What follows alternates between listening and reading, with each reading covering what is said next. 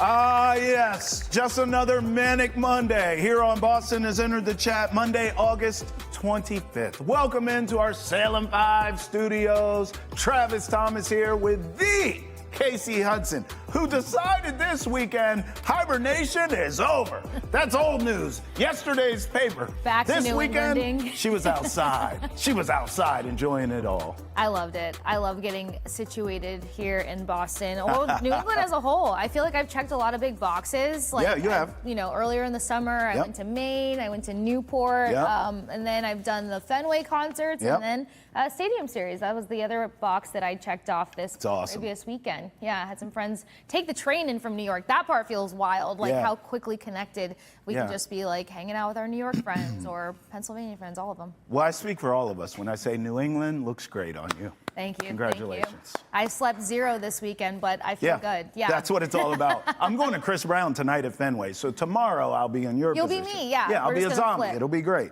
Coming up in the show, we'll laugh at the Yankees all show long. Let's do it right now. We're not laughing with you. I had a weird laugh. We're laughing at you. Yeah, you gotta go diabolical, like more. I think I needed to get in my diaphragm more. But we're glad that I have a voice this Monday morning, honestly. So we won't reach. Of course, we'll start there. How about them Red Sox? Yeah. Plus, which each passing day, we get closer and closer to the Patriots season opener. Real football. Well, real football, not the fake preseason stuff. So we'll talk about that. And of course, we will gamble heavily on just that. I wish you wouldn't say we. Well, you're right. Yeah. One of my favorite pastimes. Kasey will just try and reel me in. We're going to protect Travis from himself, but also give you some goods. Oh, yeah. Can we just start the show over and have that? That was fantastic. Remember, you could catch a full hour of Boston has entered the chat. 8 a.m. on Nessa, 9 a.m. right here on Nessa Nation. And we always tell you, call us, 617-790-0928. We have some voicemails, actually, on the Red Sox. We'll get to that right now, actually. So, Case, let's catch up, because last we talked, before your outside weekend, we were talking about how great Roman Anthony was against the Yankees, but we were also, I'd say, cautiously optimistic about the weekend that would be in the Bronx. I remember at one point... I think we should call it what it was. We were nervous. I was... You were nervous. At one point, I remember saying to you, at best, I'm hoping for a split. Yes. That's nerves talking. That's fear talking. I did not see 3 out of 4 coming. I damn sure didn't see an almost sweep coming. And they win last night. We're having a whole different conversation today. No, the laugh would have came in a lot more maniacal, that's for sure. I mean, were you surprised that this team took 3 out of 4 in the Bronx from the pinstripes? I want to say... yes, but no, because what have we talked about for the past month? We're just seeing different variations of how this team can deliver and, you know, where they kind of find some struggles and small obstacles. You said it before this series even started, though. The tone setter is going to be the pitching. Well, then you get Giolito game 1, and then more so it was this just messy, really weird game that we saw. A lot of errors on both sides, defensive flops by the Yankees. So then, coming out of Thursday, talking on Friday, you and I wanted one thing. How will this team prevail in a cleaner matchup? Yeah. And then you kind of see this gutted out win that they were able to pull through on. And then, of course, pitching just being outstanding. I mean, Bayo, can we just lock on him for a second? Yes. You asked for better pitching. You asked for more consistency there. And this is really what kind of tilted the series, along with another guy who I just love giving so many flowers, roses, and all the claps to, Nate Lowe. Yeah. Look, as far as Bayo goes, what I took away from this weekend was really just more of a trust factor. Earlier in the season, he couldn't even go 6 innings. It was like he'd get around that 5-inning mark and it would just be a train wreck. Then he started to kind of get to 6 innings, but it was inconsistent, a little wishy-washy-ish. And then the last, month or two, he has been consistent to the point now, this weekend was really what sealed it for me. And we talked about him, too. I told you how he pitches well against the Yankees. Yes. He had a winning record coming into this weekend against this team. And it seems like, kind of like Roman Anthony, the bigger the stage, Brayan Bello does show up. I like that about him.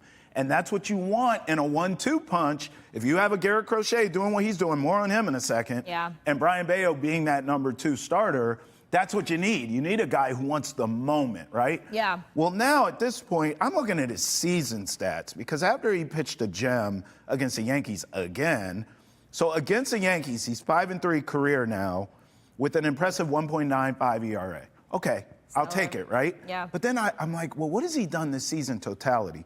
10-6, 3.07 ERA. This is consistent. This is who he is. You can trust this. And I'm telling you, him and Crochet is a 1-2 in the postseason. Well, you do not want to play the Red Sox the way they're playing right now with those two as your 1-2 punch.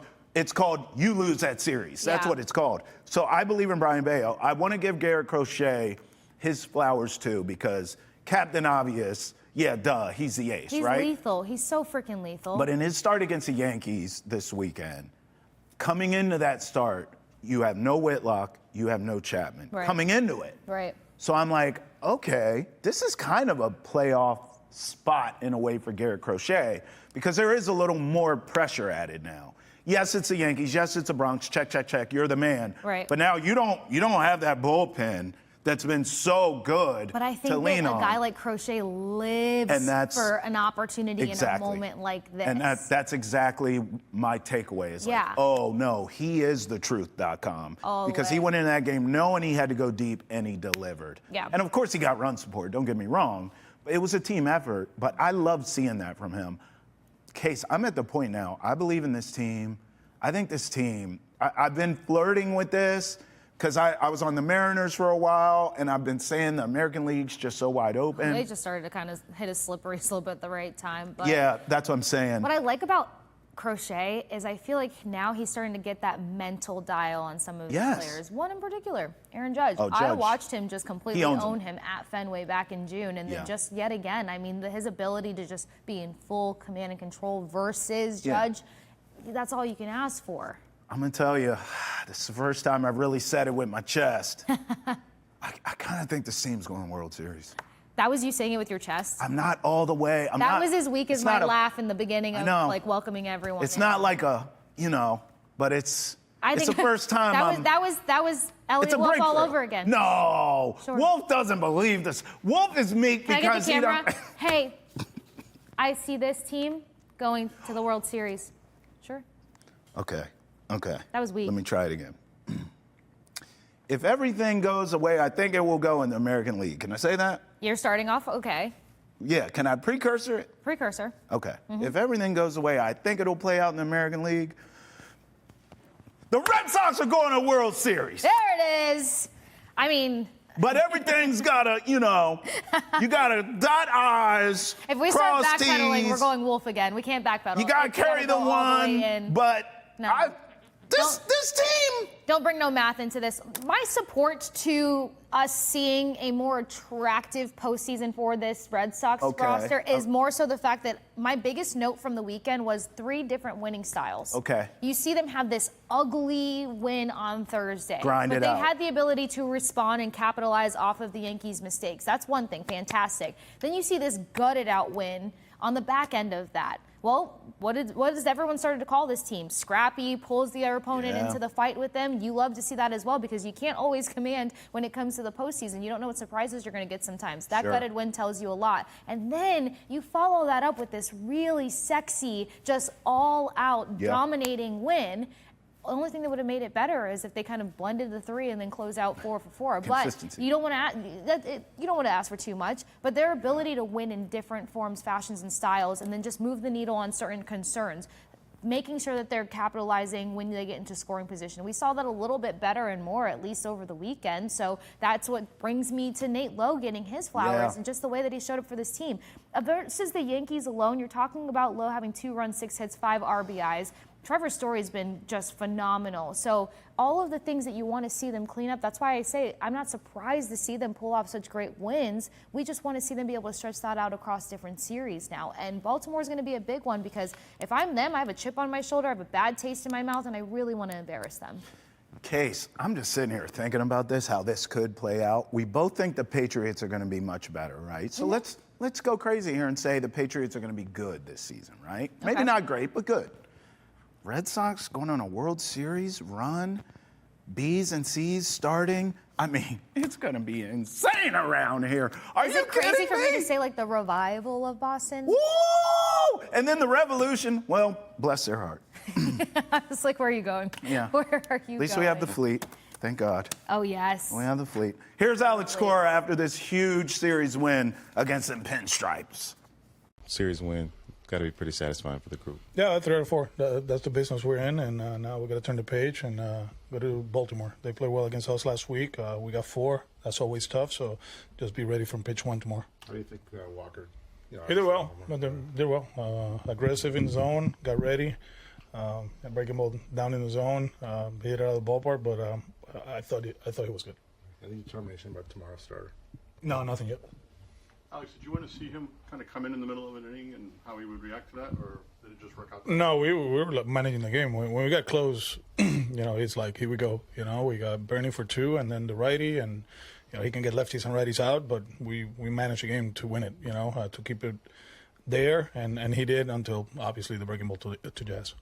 Lowe continuing to give you some pretty good at-bats. Yeah. I mean, there was a reason Nate was sitting behind Trevor in that spot, right, to maximize the lefties, and if they pivot to a righty with Trevor or for Nate, he was going to be ready, and did a good job. What did you see in the 6th with those walks in Rodon?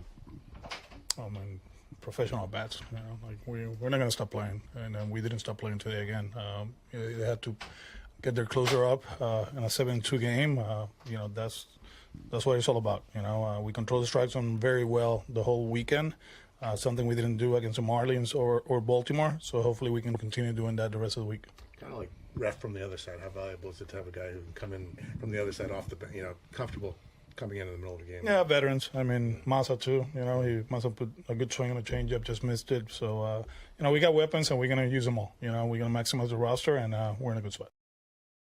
We hear from Alex Cora there, but I'm also looking at some Yankees quotes here we didn't get a chance to hear from. I just wanted to make sure I kept all you guys informed at home. Right. I mean, that's our job, right? Bring all the bases. Giancarlo Stanton says, quote, "It's not ideal. It's unacceptable. We all know that." Aaron Judge, maybe you heard of him, quote, I can only speak for myself. I'm definitely angry, especially against your rivals. I don't like showing what we had here at home, so we've just got to step up. That's it. We've got to step up. Everyone in this room has to play better. Pick it up a notch. Go out there and take care of business. There's nothing we can do about the past 100-something games we played. We got to focus on what we can do now. Can I give you the translation on that? You ready for the translation?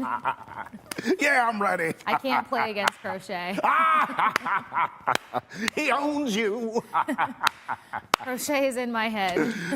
Oh, Yankee quote. Every day is Crochet Day for Judge. Oh, Yankees. Just throw that back to New York where it belongs.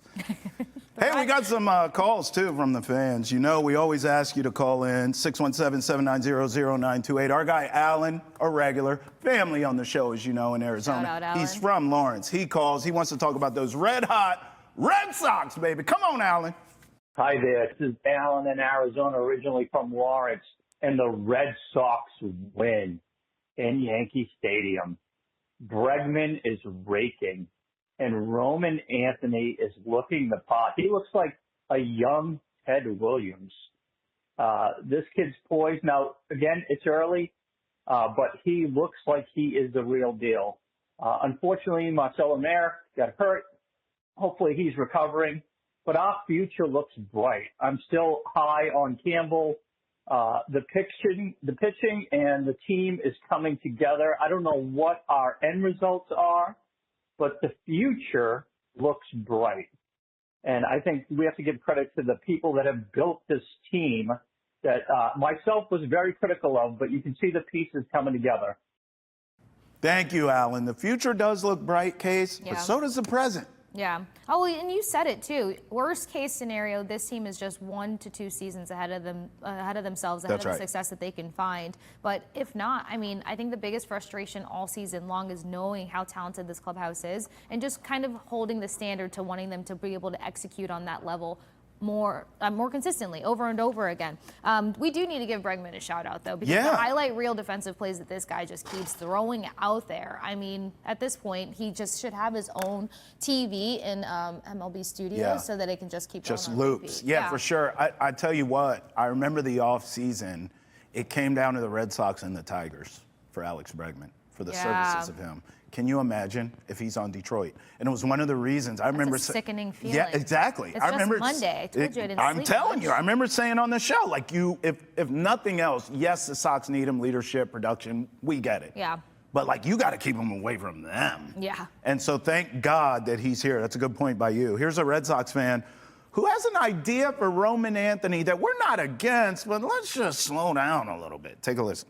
Hi, I'd like to ask them if Roman Anthony could possibly go to first base for longevity purposes to keep the rest of the outfield solid. Thank you. I don't hate the idea, big picture. I don't care where you play him. First base, it doesn't matter. Wherever you put him, he's going to dominate. I'm confident with that. What I don't want to do is do anything right now. No. Let him cook. No. Right? No. Like, just don't touch anything. Let him cook. Because whenever there's an ask of some maneuvering around, we see a little bit of either a stalemate or stagnation or a bit of a dive. Yeah. We don't need a dive. Coming off of this Yankees series, we want Yeah. to see them build. We want to see them be able to use this as a momentum swing heading into the next couple of series after this. Let me ask you this, though. Sure. If Roman Anthony ended up going to first base, would this change the comparisons to Ted Williams because he's not having that outfield play anymore? I don't know. Listen, I don't even get caught up in all that stuff. I want Roman Anthony to be the Roman first Anthony. Roman Anthony. Yes. I love that. Here's what I will say, though, longevity-wise. I mean, the Yankees kind of did this, too. Judge was getting nicked up, and they say, yeah, you're done. You're DH for the rest of time now. Yeah. So I do think these teams have to think about that. You know what I mean? So, like, I get it. If you move him to first base because you want to make sure he's healthy. And, by the way, we see this with Marcelo Meyer, too. Like, he's Yeah. getting banged up. He's never been healthy so far in his young career. So, yes, sure, if they're thinking we need to figure out a way to make sure Roman Anthony is available forever and ever, amen, then move him wherever you want. My whole thing is just don't do anything now to disrupt whatever this kid has going. It's not necessary. Because it doesn't matter the size of the stage. The bigger it is, the better he plays, the better he shows up. And I believe he'll do it in the playoffs. And it's one of the reasons it was a half a chest when I said it, but the chest was still involved when I said this team could be in the World Series. Yeah, and Anthony's numbers when he's leading off has been pretty spectacular. So back to saying it with your chest. Sure. I say that I'm not going to contribute to Travis's degenerate Yes, you are. behavior. Yes, you And are. I blame this on a lack of sleep and it being Monday. Are you, with your whole chest, going plus 22? Oh, 100 wait a minute. for the Red Sox to win the World Series right now, today. Whole chest, half a chest, no chest. You said 22-1. I got any cash on me? Toby, Toby, get all my money. Get all of it. Go to the bank. My account number is... Actually, let's go to break first. I'll give you that offline. I'll give you that. When we come back, we're talking Patriots. Write it down. 7, 6. Help me protect him, please. Help me. I need a little bit of reinforcement. I'm only 5'1". I'm 5'5" today, I think. Don't threaten me with a good time. When we come back here on Boston Has Entered the Chat, we're talking football. I'll probably gamble on that, too. You are. Yeah. Patriots talk next. Roll with us here on Boston Has Entered the Chat. And remember this, get the latest up-to-date live. No, not my banking account, but you can get your daily dose of trending sports and social topics every weekday on Boston Has Entered the Chat. Catch us live at 8 a.m. on Ness, and Toby's actually headed to the bank right now. 9 a.m. on Ness and Nation every Monday through Friday. Toby, get all my money! Welcome back into Boston Has Entered the Chat. Are you ready for some football? We are. Ooh, hey. She's still at the Morgan Wallen concert. Honestly, I had half a brain cell to be like, should I wear the tour t-shirt that I bought? And then I was like, Casey, don't be a teenager. Like, come Wear on it now. tomorrow. I didn't say it wasn't going to make an appearance Yeah, this week. I wear it just I didn't want tomorrow. to like come in here and like Yeah, no, shove it come down in. everybody's I like throats. what you did today, though. Oh, this is still cowgirl. This is like prime Yeah. Casey form. I like this. Give me some fringe and I'm good to go. Yeah, I can dig it. Yeah. All right, so let's talk Patriots here because Mike Vrabel's not messing around. So I want to get into a tweet. Ari Miroff tweeted this. So 4 guys now from this 2024 draft class remain. 2 of them are going to be on IR. And remember, Vrabel called everyone rats for this Jalen Polk news. He never really confirmed or not, so we're assuming he's out for the year. But look at all these picks who are either no longer here, stink, or are hurt. Are you kidding me? Vrabel has now sent 3 players from last year's draft packing. Caden Wallace will be the backup at best here. We know that. Polk cooked for the season, we think. Marcellus Dial in the same boat. Javon Baker's on the roster bubble.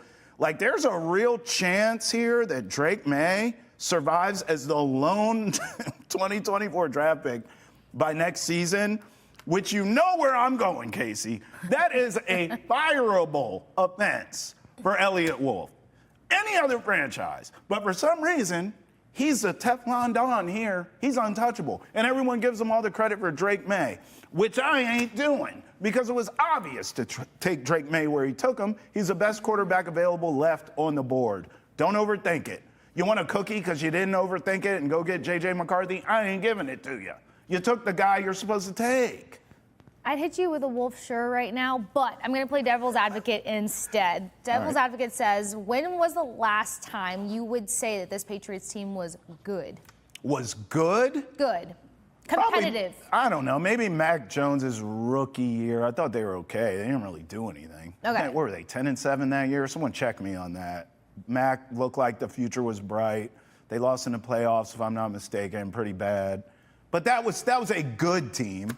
So, like, you're trying to draft for X head coach, X system, X head coach, X system, X head coach, Right. Over the past 4 years, how many coaches and systems and changeovers have they had? So you're basically always behind in the draft class of which can actually be usable coming up. So this is why I feel like the way that Vrabel came into this and knowing the caliber of like his coaching style and how hands-on he is, you have to give him a team that he can orchestrate. That's why my favorite thing to say about Vrabel, it's not about the sexy name, it's about what's going to work for him, what he can coach the best potential out of. So while I give Wolf some heat, this is not me defending Wolf whatsoever. It's just like, how do you draft for the turnover that this team has faced over the past 4 seasons? That's fair. And so you're going to weed out, like a lot of these guys got to go. I'll also, here's where you're right, is that even this draft class they just had, Mike Vrabel has his imprint on it, and it appears early on. We'll see. You I feel let like it a play number out. of fans said that this was a better draft situation that New England has seen in quite some time. I think it was. It has to, obviously, we have to see it over time, but it does certainly feel as though this draft was a really good one, quite frankly. I mean, Will Campbell, Travion Henderson, like you got some guys here. Kyle Williams, maybe. So I don't know. We'll see. I'll give credit to Vrabel in this sense, not just a draft, but he could have got here, got the job, and just cut a bunch of guys right away. Some coaches do that. I'll give him credit, and no one would have knocked him for that. I'll give him credit in that he allowed the offseason. He allowed OTAs, mini camps, training camp, preseason, before he started making some decisions here. Well, you're just and that's credit to him. Yeah, like how can you look at a player and say whether or not they some coaches substantial, which is crazy to me because some you coaches really don't know. So I think they gave him time because a big tell for a coach, I would say, in terms of like what players you can work with and like actually be a fulfilling roster spot is how well they adapt. I think Vrabel likes that adaptive period to see how they get acclimated with the system, how they deal with the discomfort of adjusting to a new system because he's such a character guy at the end of the day. So like having that off season, I think he learns more about his players so that he can figure out where his coaching style can come in best for each individual guy to play out as a whole. Well, I need that coaching style on this offensive line because according to this tweet from Jeremy Fowler, which by the way, this was in response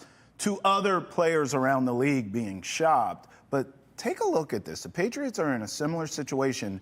Teams I've talked to consider Vidarian Lowe and DeMontre Jacobs potentially available. So if you're shopping these guys, okay, I guess, but doesn't this offensive line suck? So why are we, am I getting back offensive linemen in these trades? Because I don't have bodies to give, I don't think. Well, because there's really not much depth there. I mean, you're talking about, let's say logos, then Wallace becomes the backup to Will Campbell. You're already talking about some mess going on at center. It looks like Ben Brown's really kind of pushing the envelope there. But then outside of that, like, unless Marcus Bryant continues to be this unsung hero that we've talked about throughout training camp and being surprising, Jacobs being gone, there's no depth at right tackle, but Morgan Moses is going to be Morgan Moses, hopefully, you know? So the depth part scares me, but seeing these names being shopped around and then a few other ones, like, it just makes you think, I feel like Vrabel was kind of alluding to the fact that there could be a move in hand here to make sure that this roster can take the next step. And in order for that move to happen, you're talking about a few trades potentially taking place. Yeah, and I'm all for all those trades because most of the trades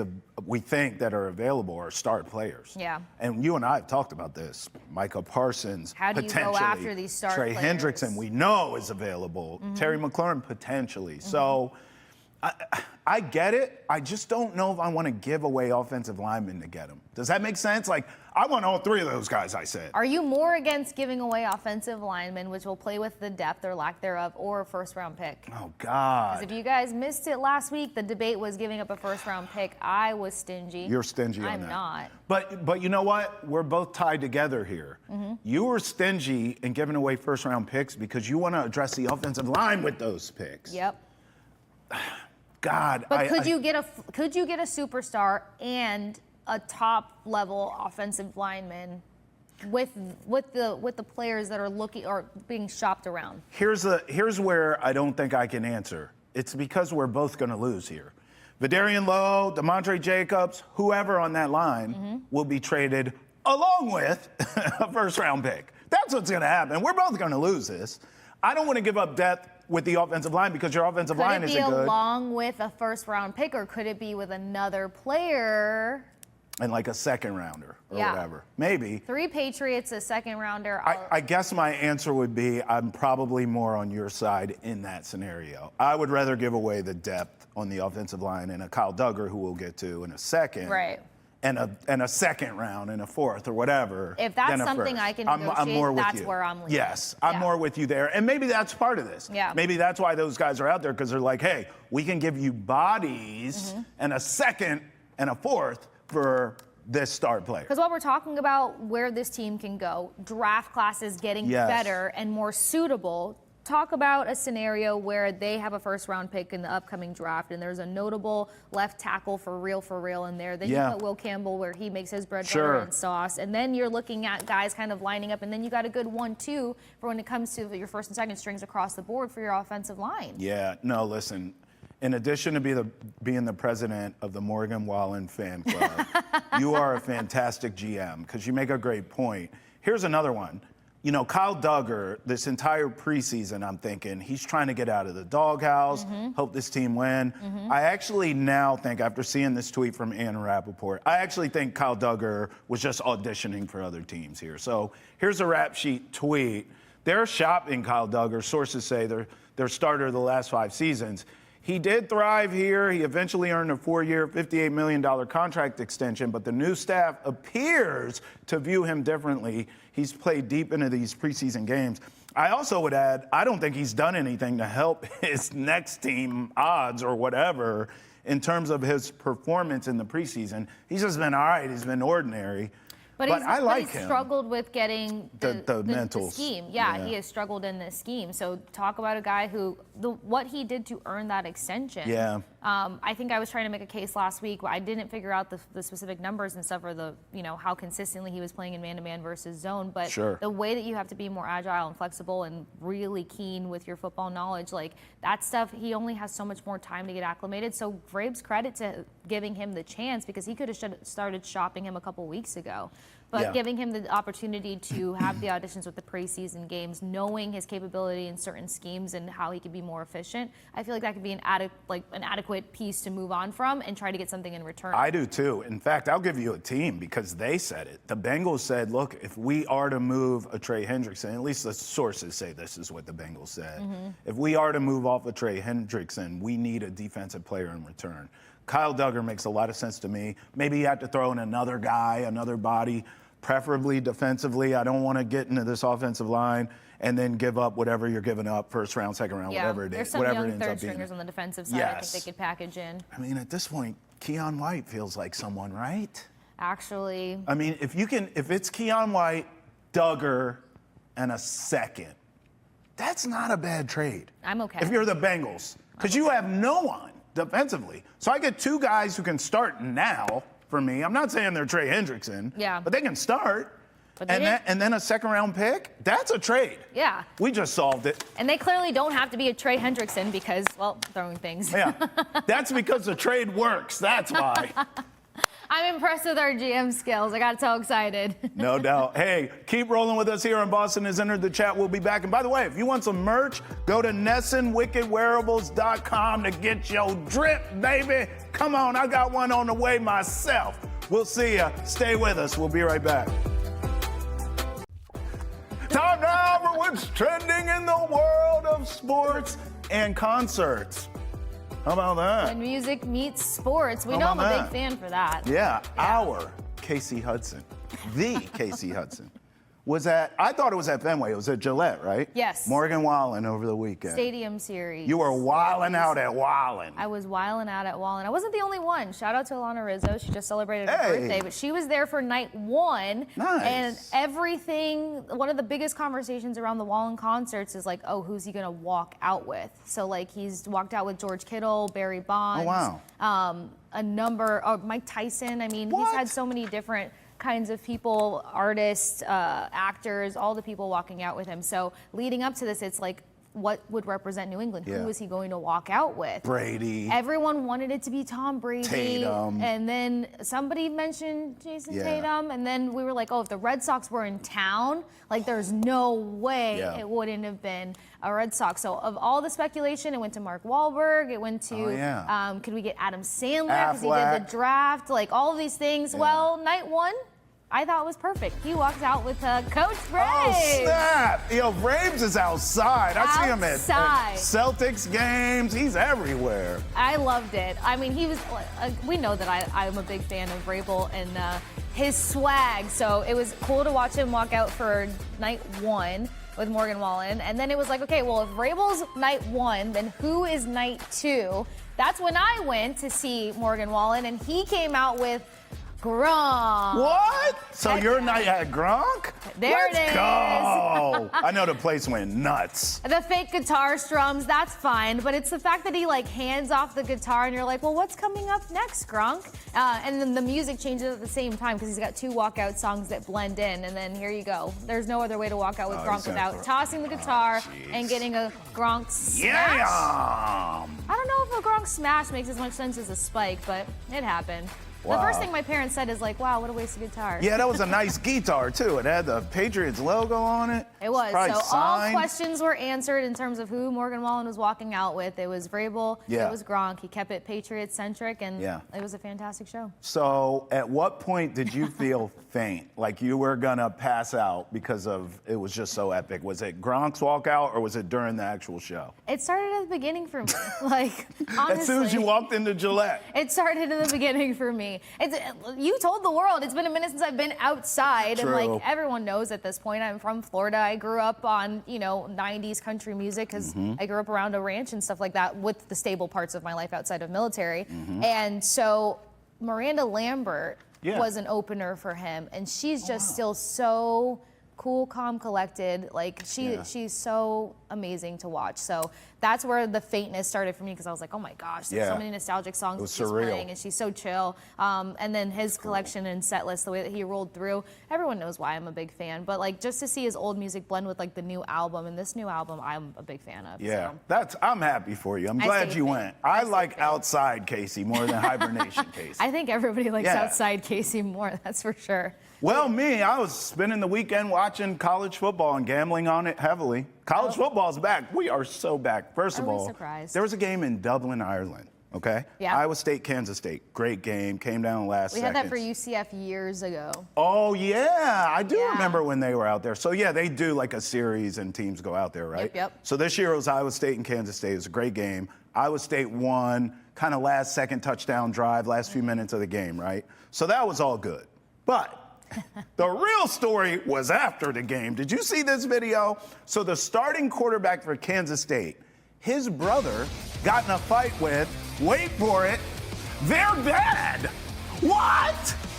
You mean all this family squabbling is going on? Dad taking his oxygen away? or Like, is what's that- going on here? You got some fisticuffs in the family? I mean, most families wait till like Thanksgiving or something to get toxic. No, these guys decide we're going to Ireland to celebrate college football being back with my brother and my son playing in this game, and we're gonna punch each other in the face. Woo! Could you imagine? They decided to open things up a whole different way, but could you imagine being the quarterback related to these two and just knowing knowing that your family went viral for duking it out? That water's not clean, dude. By no means. Like the dad is They don't throwing care. punches. Listen, I'm gonna be honest, because I'm a dad, right? My Your son came at you like well, this. let's just have an honest conversation. All the dads know where I'm going here. Like, at some point, your son's gonna try you. It just happens. Okay, I tried my dad. I was young, but I tried my dad. At some point, my son's gonna try me, and I'm ready for him. But here's one thing I'm not gonna do. I ain't throwing no damn punch. I'm not punching my son in the face. I don't I'm not think putting we can my say son's punch. face. I was gonna say, are you gonna choke your son No, out on the I concrete can't in do a that. puddle? No. Yeah. No. The dad lost control here. It is your right as a dad to check your son, but you got to chill out. You can't be putting his face all in the puddle. We don't know what's in that water. You know, you've been partying all day. This is after the game. In Ireland. Okay, in Ireland. Yeah. You know, that tailgate got real. So now you putting your son's face all in that murky water or whatever it was. Come on now. I'm not going to do that to my son. I know he watches the show too. Your dad's ready for you. But I'll never do you like that, son. We ain't going viral. So he tries you in public, and you're gonna just say, "Wait till we get home." Oh, yeah. Yeah. Yeah. Much respect. I for tried that. my dad in public, and he did that. Yeah. So, He said to me, "Oh, you think you're a man now?" I was probably like 16. You think Yeah. you're a man now? Yeah. It's the I said it change with of my the alpha chest. I had guard. a bass in my voice. He said, "Okay. We'll check that later." I said, "Uh-oh. Uh-oh." We got home. It was on. I think that's much scarier too. That's very scary. Yeah, you're gonna put a whole different foothold on fear when Yeah. you say that's fine, because then if you don't do it as soon as you get home either, you're like, did they forget? Yeah, Are nah, we he checked me. good? And then what's crazy is, you know, my dad's an old man now, and I'm fully grown. I actually have bass in my voice. I didn't have to, back then I had to project. Now I got real bass. I'll never test them. Because of that moment, they let me know. He I showed say, oh, you no. who will forever be the alpha in his family. And unlike me, I'm merciful. I'm not gonna have my son out there going viral like this. No. My dad would have had me all in there. My dad would have did that to me, ain't no doubt about it. No, you can't go viral opening weekend beating up on your Right. son. Or vice versa. So, by the way, the brother and son lost the game, and then his brother and dad got in a fight. That was an L for that family all weekend long. They ain't never going to Ireland again. You can cancel that trip. I don't know if Ireland wants them back. Did anyone mention like what did it for them? Like what were they so riled up about? I was trying to look into it, but I kept watching the video of the dad punching him and putting his head in the toilet water. I couldn't get away from it. Ugh. By the way, while we're here and we're talking college football, Boston College opens this weekend. Yes. Now, they're at home. They play Fordham. We know what's going to happen there. Shout outs to Fordham. You're going to get whooped this weekend. But what do you think of Boston College overall this season? You think they're going to have a good season or what? I think that they're going to keep trending in the right direction. I hope so. It's interesting because actually during Jimmy Fund, it was talked about like Boston College football coming up and just making it more notable for fans to want to go there and pile in. And like they're saying they're seeing more of a fan response to wanting to be at BC and see how the football team is going to play out. And I mean, a sick campus for one and great stadium for two. It is. So what better time than to start going and exploring things when they're going against teams that we should see like where this team is starting to trend. Yeah, I mean, I went to 2 games last season, and it was fantastic. And the people I was talking to, like some of the alum were saying that Bill O'Brien has really brought that feeling back and restored that feeling. And a lot of alums are really proud. The football team's moving in the right direction.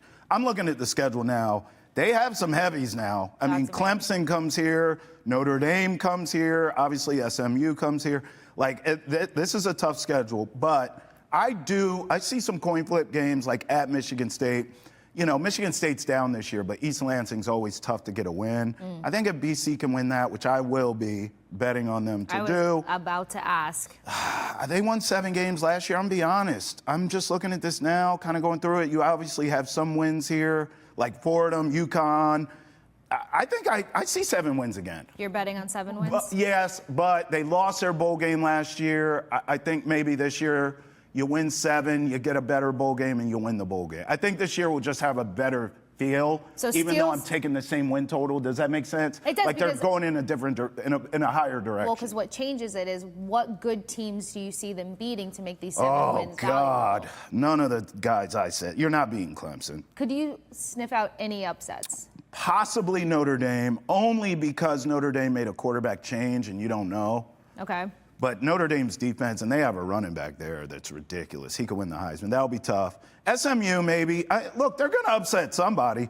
The key is you got to win the games on your schedule that you're supposed to win, right? If you do that and you get an upset or two, now you're really cooking. But I think they're around 7 wins again this year. You should try to get out and go to a Boston College game. I will definitely They are be fun. trying to get out to do that. Yeah, I made it to a couple hockey games last season. Oh, good, good. When was it Red Sox? It was Red Sox Yankees in June. I met a gentleman that played football at BC back in the day. Yeah. I think his name was like Chip or something. Shout What out. up, Chip? But Shout out. he was very selling to be like, go watch a football game, go be in the environment and stuff. So I was like, all right. So I always felt like guys named Chip are just good guys. it was Chip or Chuck. He was awesome though. Yep, Big same. dude, big guy. Chip, Chuck, Yeah. they're great dudes. It's true. Have you are. ever met a bad Chip or Chuck? Be honest. I have not. I have not either. Yeah. 617-790-0928. Hey, you want to talk BC football with us? Get involved. You went to UCF. We're big college football peeps here on Boston Has Entered the Chat. Now, when we come back, though, Case, we're going to kind of switch gears a little bit and do one of my favorite pastimes. Breakfast bets of champions here on Boston Has Entered the Chat. Roll with us. Ah, yes, back inside our Salem 5 studios where Boston Has Entered the Chat, and this is my favorite portion of the program. The portion where we just kick back, chill out, take a load off, let our hair down. Your hair looks beautiful today. Thank you. A lot of volume and bounce. Oh, yeah. And we gamble heavily on the Patriots and others. We'll start with the Patriots. Case, here I have about 1,000 bets on this football team I'd like to present to you. All right. And Jenna, if you could, put her on the ISO cam. You will simply write see. on that whiteboard there, show it off like Vanna White. Yeah, there you go. Right there, if you would make this bet or not. I'm not participating in the writing because I will make all these bets. I already have. Okay, Casey, here I'm we here go. for, what do they call it, crisis control? Yes. Okay, bet number 1.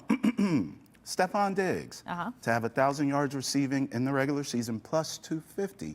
Would you, someone who has defended this man time and time again after I have slandered him, would you make this bet? Stephon Diggs to have 1,000 receiving yards plus 250. Not Oh, yes, yeah. but oh yeah. Why, Case? Because I have made the case to say that you're talking about somebody who is not injury prone. Yeah. Initially, when heading to Texas, I don't think that he wanted to be wide receiver 2. I think that he was still trying to make a case to be that wide receiver 1. He accepted his fate. He made sure that he was a leader speaking into the other wide receivers. And like when his time came to shine, he did just that before getting injured.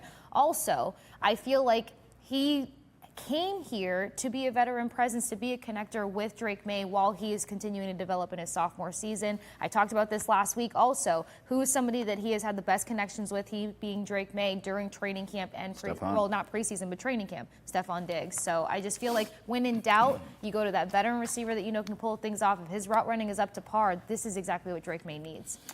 And I don't want him going in just leaning on Hunter Henry over and over and over again because of the predictability. But I do see some big plays out of the pair of them also.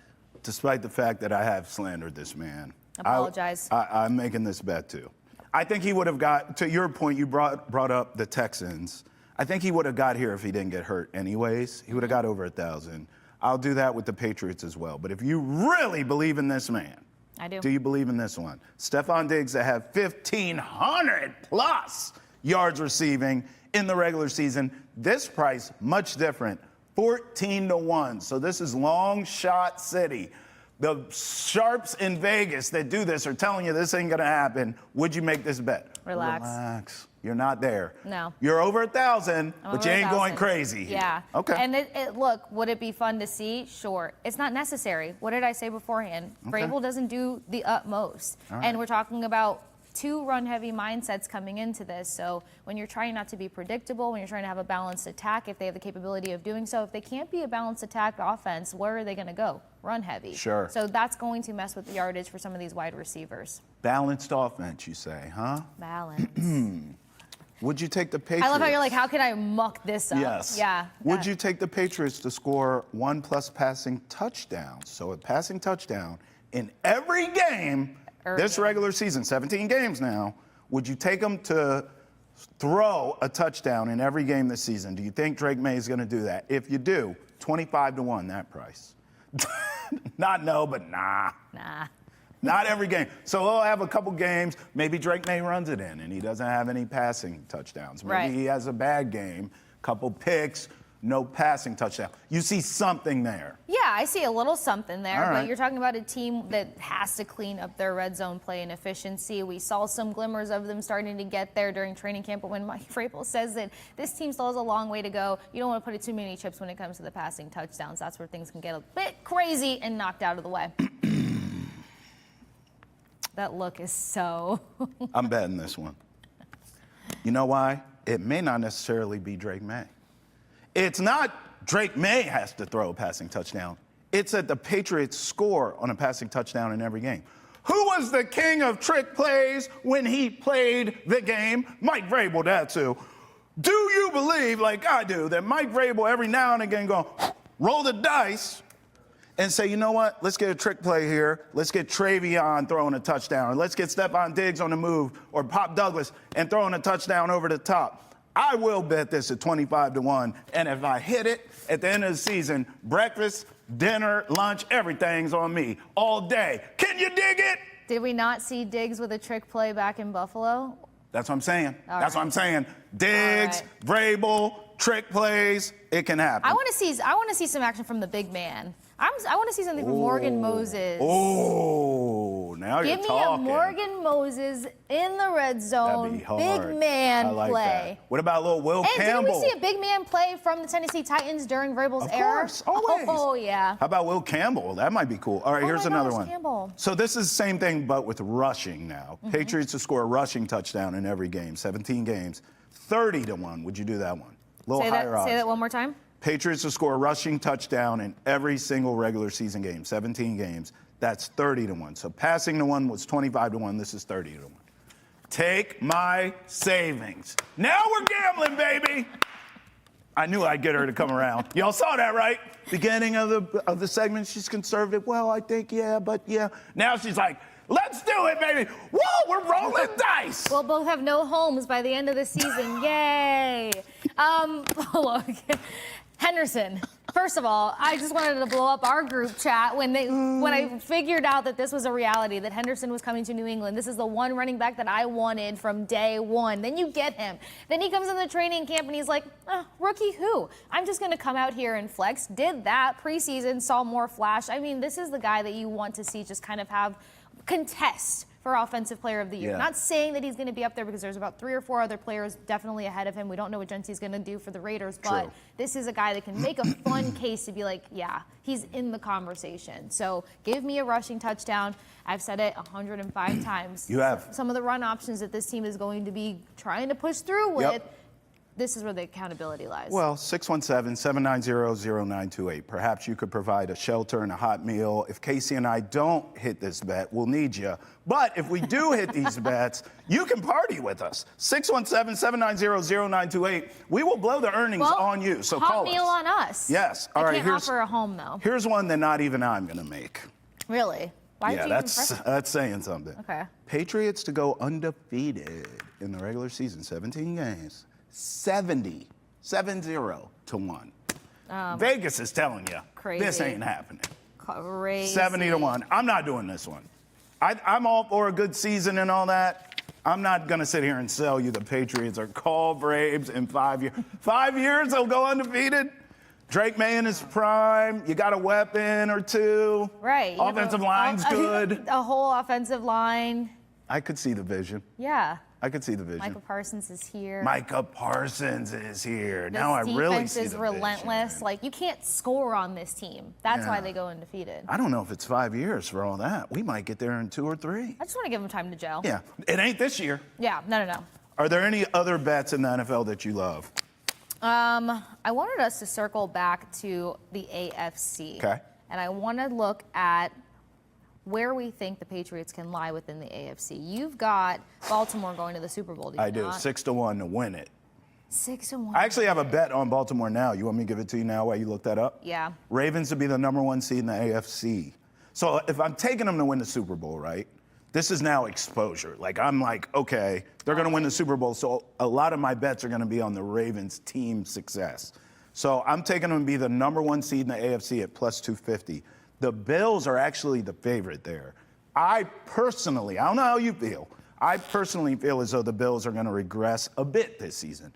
They'll still win the division, but I think the Bills have had their chances. I'm going to be honest with you. I think that championship window is closed for them. Or it's just a smidge left. I think the Ravens will be the number 1 seed. So at plus 250, I like that price. That's where I'm going there for them. Okay, what about, I feel like we have to answer a few fan questions here. The playoffs for the Patriots. Yeah, I don't love the price. Plus I don't know if you have it. 115. Okay, so you have it there. So yeah, I mean, it was higher this offseason. You could have got a better bang for your buck. They're tied with the Cardinals. I still don't hate it. Plus 115 is a good price. I would bet the Patriots to make the playoffs. I think it's going to be difficult, though. I could see a world in which the Patriots win 9 games and they miss the playoffs. Not because they're not good, but because the AFC's loaded. That's what happened in the Bengals last season. Okay. How about for the Vikings to miss the playoffs? Yeah, Prices and what's all that price? Plus 100. Oh, even money for that? Yeah, I would make that bet. I don't trust J.J. McCarthy at all. What has he done besides nothing? Even when he won in college. I mean, he won games throwing 12 passes. I don't trust that. I feel like they gotta get another receiver in there, which is something they were shopping for. I would, if I was to make a splashy bet, it would be something with the Broncos. Oh. Yeah. Like win the division, or Yeah. would you make a win the AFC? Is that too bold?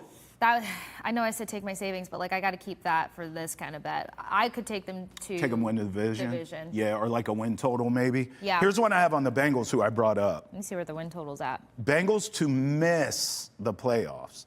Everyone's so high on the Bengals this offseason. I think that they could still miss the playoffs. I do too. After seeing their offense put up 30 points game in and game out, and their defense unable to hold off their opponent, yeah, you can't win that way. I completely agree, Case, and that's why I would make that bet again. Plus 115, I like the price. You still don't have a defense. Their schedule's tough. I could see the Bengals coming up short again and that coach getting fired at some point. Would you take Broncos over 10.5 wins plus 120? I like that price. You know what? I'll go with you on that. There we go. We've agreed on gambling. 3. Yeah. We gambling, baby. Hey, if you want to gamble with us, call us 617-790-0928. That's it for us here on Nesson. But the party continues on Nesson Nation. Come on, roll with us. You know you want to. Travis Thomas, the Kasey Hudson. That's it for us on Nesson. Roll with us on Nesson Nation. Peace.